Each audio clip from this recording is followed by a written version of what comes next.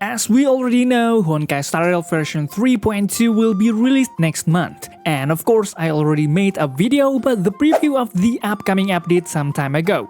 I highly recommend that you watch the video first because the video contains important updates about all of the new features in the upcoming version 3.2. Now in this video, I will be going over every single character that will be included in version 3.2. According to current rumors, there are 6 characters that will be released in the upcoming version 3.2. These characters are Castorice, Fugue, Acheron, Jiaoqiu, Anaxa, and Dr. Ratio. Of course, with so many banners to choose from in this version, it will be difficult for us, especially new players, to decide which characters is worth taking in the upcoming version 3.2. So, without further ado, I'm Hoyo Station, and in this video we will discuss gacha recommendations in version 3.2. Let's do this. Do you have a character or weapon in the game that you really want but you don't have enough stellar jades? Here is a smarter way to recharge your favorite games like Genshin Impact and Honkai Star Rail. Look no further than Lootbar. Lootbar is the most reliable top-up platform. It saves up to 23% for all orders compared with the official channel, and it provides an 80% off for your first purchase. It's 100% safe as you will only be using your UID. We will buy pack for 3000 stellar jades for $42, which otherwise would have costed $50. Totally saving $7.5. We received the crystals we purchased in the less than 3 minutes. All recharges will be done through the official channel with miHoyo, which allows you to enjoy all top-up offers. Ready to level up your gaming experience? Check the link in the description to get the amazing discount. Before we discuss the characters that will be released in the upcoming version, I would like to inform you about the banner schedule in this release. In the first phase, which falls on April 9th, 2025, we will have a much anticipated new character banner, namely Castorice, a female character with a cute appearance and a mostly purple suit. In addition to Castorice, Fugue, Acheron, and Jiaoqiu are also rumored to be returning banners for this phase. Well, it's quite interesting to see the lineup of these first phase banners. As for the second phase, which is expected to take place on April 13th, 2025, we will have a no less interesting character, namely Anaxa, a character who can give enemies multiple weakness implants. According to the information circulating, besides Anaxa, it seems that Dr. Ratio will accompany Anaxa in this phase. Okay, so now we get to the part everyone's been waiting for, the discussion of characters in the upcoming version 3.2. First up is Castorice, a DPS remembrance that's been on a lot of players' wish lists. She's got a pretty face, but it's not the only thing that makes her stand out. She's got unique mechanics and attacks that set her apart from other characters. She is a quantum type with the remembrance path, and she can summon a Memo sprite that looks like a dragon named Netherwing. We can control this dragon in battle to attack. Anyway, there are a few important things to know about Castorice. First, Castorice has an overall kit that can reduce the HP of all teammates, including herself, when she launches some of her kits, such as skills called Silence Worthfly's Caress and Boneclaw's Doombreak's Embrace. So you can have to pay attention to the HP of your teammates. And of course, we must bring some sustain, such as Gallagher or Luocha, who can provide additional heal with their kits when we attack. Second, her Memo Sprite is pretty unique because we can control it when her Memo Sprite turn arrives, and is used to attack. Keep in mind that the attack issued by Netherwing will use its own HP as fuel for the attack. If Netherwing's HP reaches 0, or the limit of this Memo Sprite turn has expired, which is after 3 turns, then her Memo Sprite will issue a skill called Wings Sweep the Ruins. This skill will do a lot of damage to Enria, restore HP to all allies, and then make the Memo Sprite disappear from the battle. Of course, we can summon her Memo Sprite again with the ultimate Castorice, which doesn't use energy. If our team members have reduced or increased HP, it will fill the stack of Castorice's ultimate. After 100%, Castorice's ultimate can be used and will summon Netherwing, who can immediately get a turn. Alright, let's circle back to the question of whether Castorice is worth picking up in the upcoming version 3.2. I gave it a solid 7.5 out of 10. Overall, Castorice is a pretty interesting character. It's got a fresh kit, and the animation of her skills is pretty cool. You wouldn't want to miss that, right? I think Castorice is a great pick for both new and old players. If you check out these showcase videos, you will see that the damage she generates is pretty substantial and fits well with the current meta, whether you are talking about endgame content or the latest Divergent universe. Castorice's performance with the 4-star characters like Gallagher or RMC, which are free, is pretty solid. So the team choice for Castorice is great for free-to-play players. And if you're thinking about taking Mighty, I'd also recommend Castorice in the upcoming patch. The combo of Mighty and Castorice will do some serious damage. Okay, now let's talk about her signature Litecoin, Make Farewells More Beautiful. It increases the user's maximum HP, and if the users of her Memo Sprite reduces HP during their turn, they will get a Death Flower that ignores enemy defense. When the Memo Sprite disappears from battle, it increases the user's action by 12%. This effect is great for Castorice. So I highly recommend taking it if you plan on using Castorice in version 3.2. The thing to remember is that as of now, there is no remembrance Litecoin other than her Litecoin that matches Castorice's kit. So if you use a Litecoin other than her signature, the damage generated by Castorice will definitely drop dramatically. Alright, so next up we will chat about Fugue. For those in the know, Fugue's a Viral character with some pretty sweet super break mechanics in her talent. Fortune follows where virtue spreads. With Trailblazer shifting to Remembrance, Fugue's got the chops to fill that slot as super break support character, right alongside Rappa, Firefly and Boothell. She can also provide extra toughness mechanism, which are really useful for characters like Rappa and Boothell, who need to destroy enemy toughness to get more energy. Fugue's skills can also buff one teammate with extra break effect, reduce enemy defense and reduce enemy toughness, but with a 50% toughness break against enemies with different weaknesses. So you might be wondering how Fugue compares to Harmony Trailblazer as a support character that can give super break damage to teammates. Well, Fugue's got the upper hand here because she can provide super break through her talent. This means that as long as Fugue's in the game, any enemy affected by weakness break gets attacked, you will get super break damage. On the other hand, Harmony Trailblazer provides super break damage through his ultimate. Fugue's ultimate also reduces the toughness of all enemies, regardless of their weakness. On the other hand, Fugue has a slight disadvantage. The super break damage buff from Fugue is slightly smaller than the super break damage buff from Harmony Trailblazer. According to the data from Pathfinder.gg, Fugue's performance is still pretty competitive. Break teams like Firefly, Rappa and Boothell are still viable for endgame content. In the latest MOC, Fugue's use in Memory of Chaos mode is at 37%, which puts it in the top 10 characters used in the MOC. In Pure Fiction, it's at 23%, and for Apocalyptic Shadow, it's at 27%. That's actually pretty good, especially when you think about how the Super Break team can still hold its own against the latest teams like Derta, Aglaya, and the rest. So is this character still worth taking in version 3.2? Well, if you have a DPS break like Rappa, Firefly, and also Boothell, then Fugue is definitely worth taking to strengthen your break team. Also, with Fugue, you can freely replace your Trailblazer with another path, like Remembrance, if needed. Overall, Fugue has a much better kit than Harmony Trailblazer, which is the value of this character.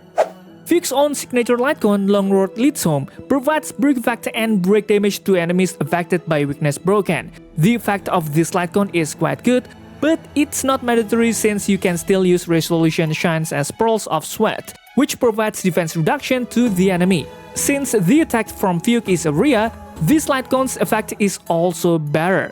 Her signature Litecoin's advantage is that we don't need to look for the break effect stat too much from the relic because her signature provides 60% break effect. With all the uniqueness of this character, I will give it a score of 8 out of 10. Next up is Acheron, who used to be the top DPS. She is a Annihilate Lightning character with a mechanic that makes the enemy get a debuff so her ultimate can fill up. She also needs 2 other Annihilate characters to maximize the damage from her ultimate. Characters like Jiaoqiu and Pela can be her best support since they can easily debuff the enemy. Acheron's ultimate charging is quite long, so her performance in endgame content feels lacking. We need to have Jiaoqiu as Acheron's dedicated support because Jiaoqiu's ultimate can provide debuffs during the enemy's turn, which will automatically make Acheron's ultimate fill up quickly. she also really needs her signature light cone so she can fill 2 ultimate stack at once when launching skills and increase the damage of her ultimate again. According to the data I got from Pratwendo.gg, Acheron's performance is currently experiencing quite drastic changes. With version 3.1, the percentage of Acheron's use has dropped, especially in Memory of Chaos and Apocalyptic Shadow, because of irrelevant buffs and power creep caused by new characters. In MOC, Acheron usage at 28%, Apocalyptic Shadow at 24%, and for Pure Fiction itself, there are still a lot of players who use it, so it's still at a high number at 54%. This is reasonable, considering Acheron herself has an ultimate that can attack all enemies and is very necessary for Pure Fiction content. So is Acheron still worth taking? Actually, Acheron is still worth taking in the upcoming version 3.2 if you have Jiaoqiu or if you want to take Jiaoqiu, which is also rumored to run along with Acheron in the upcoming version. But for now, I'd suggest going with other characters that are still relevant to the current meta, like Thurta or Castorice team. Their kits are pretty new, so they don't need mandatory support to work well. As for the light cone signature named Along the Passing Shore, you should definitely grab it if you're planning to taking Acheron or already have Acheron but don't have the signature yet. This light cone will up your critical damage and extra damage. And best of all, it will boost that Mirage Fizzle debuff effect, making Acheron's stack fill 2 right away when you use skills. Without this light cone signature, your Acheron's gonna take a big hit to its damage, and stack collection gonna get tough. This character was absolutely great in her time, but now there are many other characters with even greater damage output. For now, I'll give her a score of 7.5 out of 10. Then there's Jiaoqiu, a fire character who can set up a field that makes the enemy hit the debuff Ashen Roast through his ultimate and several kits. Jiaoqiu's own ultimate can increase the ultimate damage received by the enemy by 15%, so he's great to pair with characters who rely on ultimate attacks to provide damage, like Acheron for example. Ashen Roast is also one of Jiaoqiu's highlighted kit because it makes the damage received by the enemy increase. It's not just that Ashen Roast is really effective, it's also super easy to stack up on it. With Jiaoqiu's ultimate, the enemy gets a new stack of Ashen Roast with every enemy turn. When it's at its maximum stack, Ashen Roast can up the damage received by a whopping 35%. According to the data I got from Pratwendo.gg, Jiaoqiu's performance as a support for Acheron is currently quite good, with Memory of Chaos at 19%, Pure Fiction at 26%, and Apocalyptic Shadow at 14%. And for the partner that's most often paired with him, it's clear that Acheron is above 96%. So the average use of Jiaoqiu will also be greatly influenced by the use of Acheron in future endgame content. So is Jiaoqiu still worth taking in the upcoming version 3.2? Overall, I think Jiaoqiu is definitely worth taking, but only if you have Acheron or plan on getting it in the future. If you don't have Acheron and don't plan on getting it, then it's pretty clear that this character isn't worth taking. We will chat about his signature light cone, those many springs, which ups the effect hit rate and gives you an armored debuff that increases the damage the enemy takes in. If the enemy gets hit by the damage over time status from the user, there's a chance to boost the unarmored debuff to a cornered debuff, which pumps up the damage even more. This will boost your DPS, of course, but you don't have to take it if you just want to use Jiaoqiu for Acheron support. Other light cone options like Eyes of the Prey will work fine for now to meet Jiaoqiu's effect hit rate needs. Overall, I'd give Jiaoqiu's kit a solid 7 out of 10. It's not that his kit is lacking, but it's a bit narrow and focused on Acheron alone. What do you think? Alright, so now we are going to chat about one of the freshest characters that coming in version 3.2. More specifically in the second phase. Yep, it's Anaxa, the wind type with erudition path. Anaxa's got a kit that's just as unique as the others, where he can give implant weakness to enemies up to 7 different types, meaning he can mess with all sorts of weaknesses in enemies. His talent lets him make all types of attacks provide implant weakness. His skill has a very unique bounce type that can attack the enemy up to 5 times and target enemies that haven't been hit by attacks from his skills. So if there are 5 enemies in battle, they'll all be automatically hit by his attacks once each. When Anaxa is in battle, he will automatically give a status debuff called Qualitative Disclosure to enemies who have at least 5 different weakness types. and Anaxa's damage output will increase by 60% for those enemies. On top of that, when Anaxa uses basic attack or skills on targets that have debuff status, he can attack the target using his skills again without using any SP. He also has a super powerful ultimate ability that gives all enemies sublimation status and deals wind damage. Enemies in sublimation status get all the usual weakness types: physical, fire, ice, lightning, wind, quantum, and imaginary. And they are stuck like that until their turn. If the target doesn't have control resistance, their actions get delayed during sublimation. With this ultimate, the enemy will have 7 different weaknesses, and all attacks from teammates will reduce the enemy's toughness. So is Anaxa worth taking in the upcoming version 3.2? I'd give him a solid 8 out of 10. In my book, he's a must-have, especially if you've got the Herta and you are looking to max out her kit. He is a great sub DPS for the Herta because he can make the team work against enemies that don't have ice weaknesses. But remember, the weakness implant only speeds up the enemy to reduce their toughness bar. It doesn't actually reduce their elemental resistance, unless you have his Eidolon 2, which can reduce all enemies' resistance by 20%. Also, Anaxa can attack twice in turn, which helps Herta and Tribi fill up their energy faster.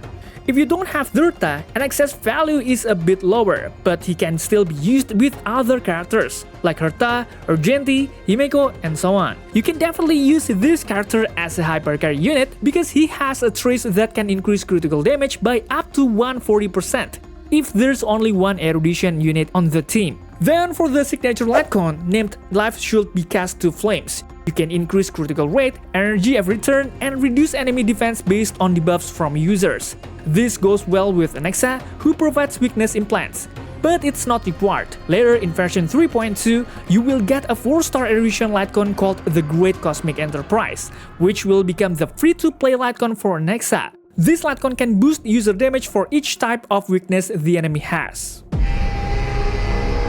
Alright, let's jump into the second phase rerun, Dr. Ratio. After such a long wait, it's finally here. Before this, Dr. Ratio never got a rerun, probably because he was a character we could claim for free in version 1.6. Dr. Ratio is an imaginary type with the Hunt path. His kit allows him to launch follow-up attacks on enemies when using his skills and ultimates.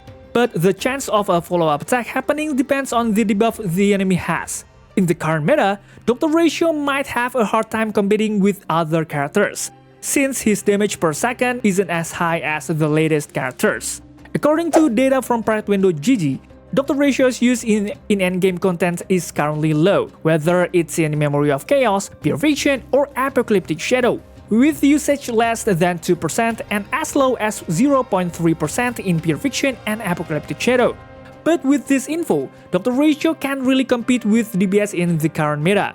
Enemies or bosses in endgame content tend to summon a bunch of monsters, which is tough for Dr. Ratio since he can only attack one target at a time. His signature Lightcon, Baptism of Pure Thought, is actually quite good. It can increase critical damage, which is very big, increase the damage given to the enemy, and his follow-up attack can ignore the defense of the target.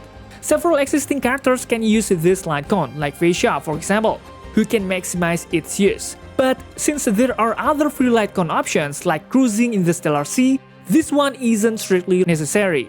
So is this character worth taking in Banner 3.2? Honestly, I don't think Dr. Ratio is worth taking in the rerun later, except for people who already have this character.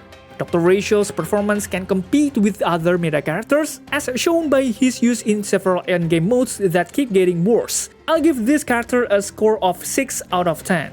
Alright guys, that's everything for now. What do you think? Who are you taking in version 3.2? Leave your thoughts in the comments down below, and be sure to check out my other videos because they are just awesome. Thanks for watching, stay safe, healthy, and see you in the next video.